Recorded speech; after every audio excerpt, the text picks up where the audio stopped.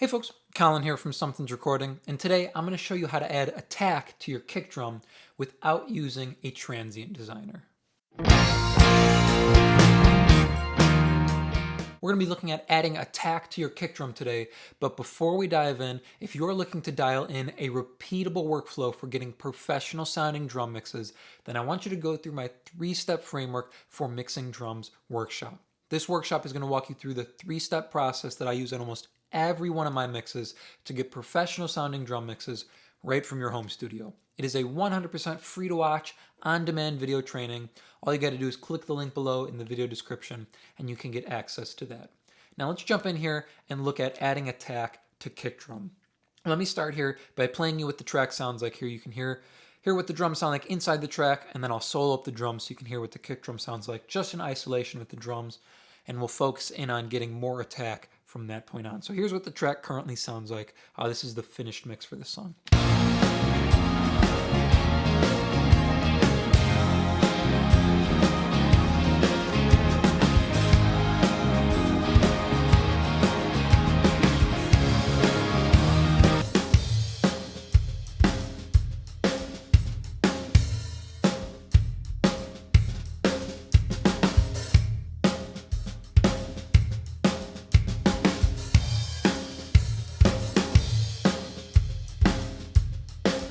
So it's a good sounding kit. There's just a couple points in here where I want the kick drum to feel like it has some more attack to it on the top end there. You can see some of these points, the kick drum isn't as heavy. We don't have as hard of a hit here on the kick drum, and you can see where we do have those bigger hits. Where he's really laying into the kick drum, we have that nice attack, but I want to make sure that attack is consistent all the way through our kick drum. So what we're going to do here is we're going to go to our kick drum and we're going to duplicate our kick drum. So I'm going to add a bus here, and then from our kick drum, I'm going to send full signal to that bus here. So post all the processing here. So our finished kick drum sound, I'm sending that into this bus here, and we're going to call this para kick because it's parallel processing on our kick drum. We will color it white. I like to color all my kind of effects white. We'll send it back into the drum bus here. Now I'm going to solo this up. So all we got here now is a complete copy of our finished kick sound. So take a listen. Here's our finished kick.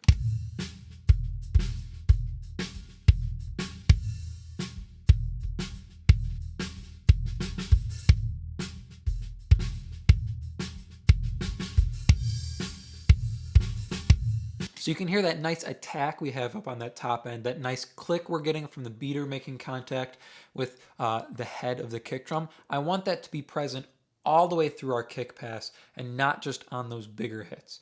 So what we're going to do is we're going to emphasize the attack using a compressor here.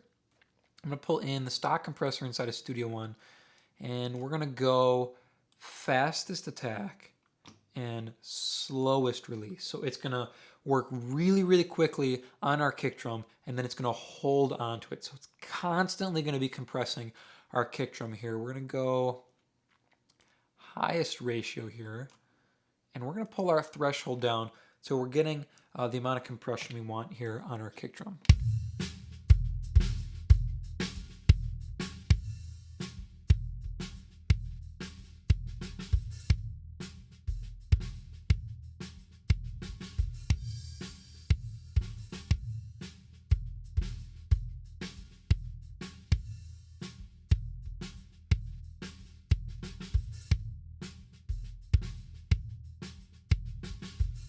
That right there is starting to feel really good to me. We're doing about 10.5 dB of compression on our kick drum. Now, the reason we're doing this attack and release, this may seem counterintuitive, right? If we want to add more attack, we would want to leave that initial transient in on our kick drum, right?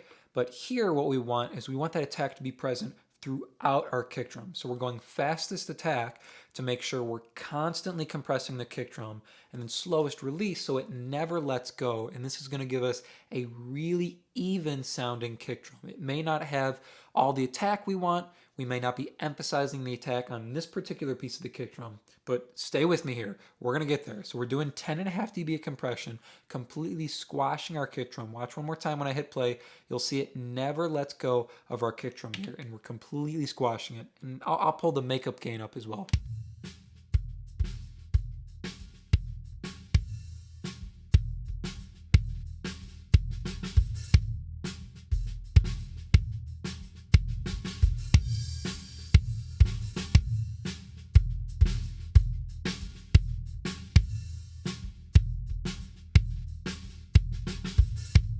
So we've got a really even sounding kick drum now all the way across the board here. I've pulled the makeup gain up so it's about even in and out of the compressor here.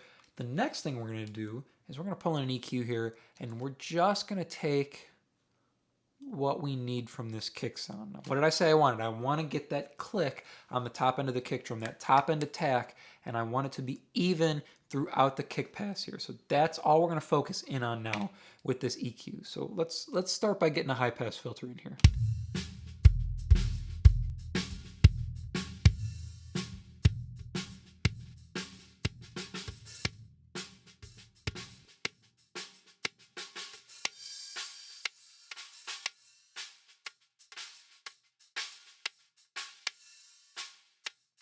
So we've removed all of the low end from this kick sound now. This is our parallel kick, remember. Our original kick is still fine, still has all of our low end here. What we're getting rid of here is all that extra low end that we don't need to duplicate when we're adding this back into our kick drum. We just want that top end click and that top end attack to make sure our attack is even all the way across the board on our kick here. We don't need to duplicate any low end. So we're focusing on this top end here. Now let's see if we can roll off maybe some of the cymbal noise or that really super high end stuff that we don't need as well.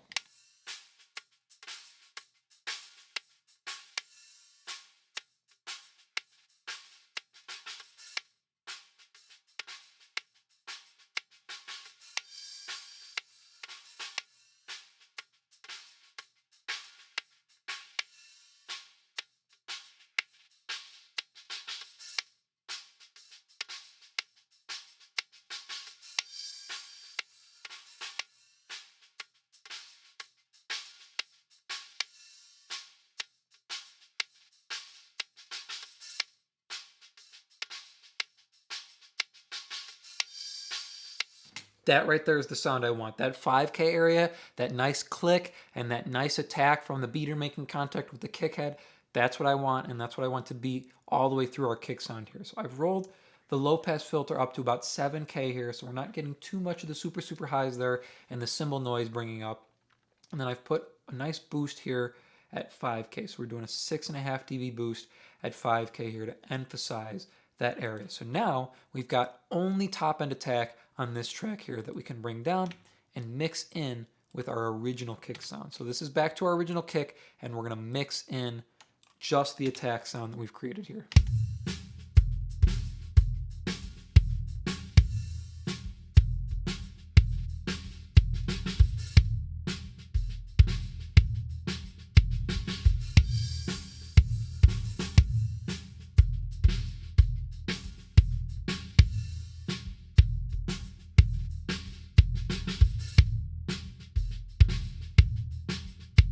Hear that extra attack coming in, that top end click? That's what we're looking for. Let's throw it back inside of our entire mix now. We're at about 8 dB here down, 8 dB down. I'm gonna pull it all the way back down and we're gonna mix it in one more time. Take a listen to how our top end attack changes as we bring up this parallel kick.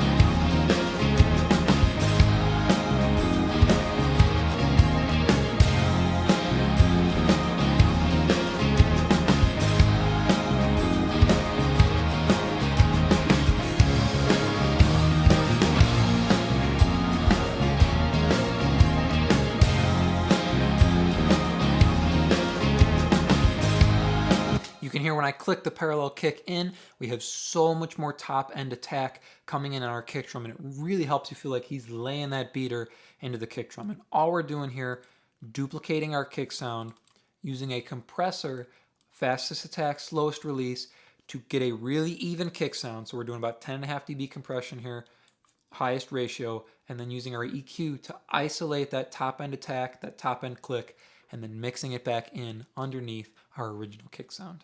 I hope that was helpful for you. As I mentioned at the beginning of the video, if you're ready to take your drum mixes to the next level and really start dialing in a repeatable workflow for getting professional sounding drum mixes, then I have just the thing for you.